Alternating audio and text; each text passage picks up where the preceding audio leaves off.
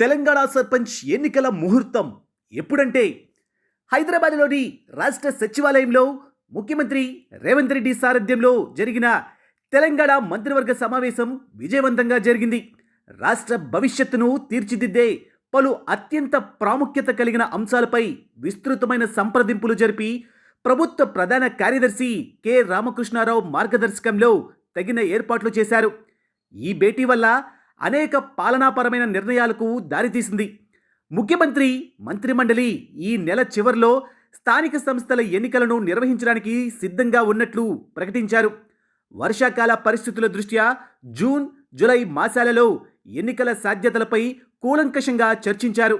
అదేవిధంగా కాళేశ్వరం ప్రాజెక్టుకు సంబంధించిన 2 ముఖ్యమైన నివేదికలను, 300 పేజీల ఎన్డీఎస్ఏ నివేదికను, 150 పేజీల విజిలెన్స్ నివేదికను మంత్రి Uttam Kumar Reddy power point presentation ద్వారా వివరించారు. ఈ రిపోర్టుపై మంత్రుల అభిప్రాయాలను సీఎం రేవంత్ రెడ్డి తెలుసుకున్నారు.